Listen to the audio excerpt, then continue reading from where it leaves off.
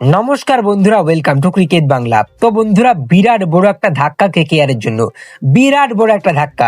Time on news থেকে update আসছে, হর্ষিত রানা কিন্তু কলকাতা নাইট রাইডার্স দল থেকে ছিটকে গেল। কনফার্ম হর্ষিত রানা আইপিএল 2026 মিস করতে চলেছে, যেটা কিন্তু কেকেআর ফ্যান্সদের জন্য খুবই একটা খারাপ খবর। উল্টো দিকে Kolkata Knight Riders confirm Mustafizur রহমানের ব্যাকআপ হিসেবে ব্লেসিং মুজারবানিকে নিয়ে নিল। Confirm Kolkata Knight Riders management Blessing মুজারবানিকে দলে নিয়ে আসলো, ব্লেসিং মুজারবানিকে সাইন করালো।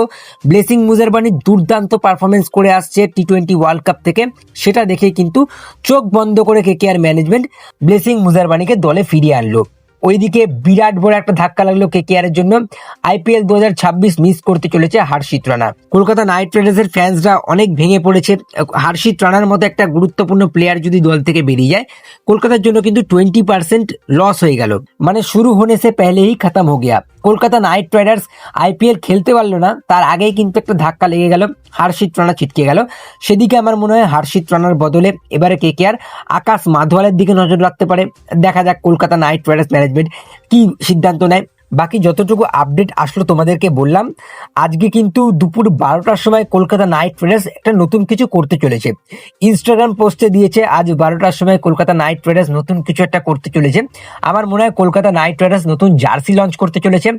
এটা দেখার জন্য খুব এক্সাইটেড। কেকেআর জার্সি কেমন হয় সেটা আমরা দেখতে পারবো দুপুর 12টার পরেই। কলকাতা নাইট রাইডার্সের নতুন জার্সি লঞ্চ হতে চলেছে। বাকি কলকাতা নাইট রাইডার্সের নতুন জার্সি নিয়ে আলোচনা করব। একদম ছোট্ট করে কলকাতা নাইট রাইডার্স থেকে যতটুকু আপডেট আসলো সেটা তোমাদেরকে বললাম। যদি ভালো লাগে অবশ্যই লাইক করে দিও, শেয়ার করে দিও।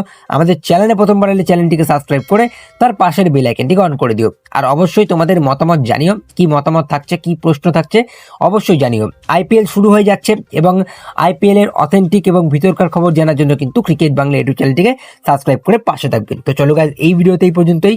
টাটা।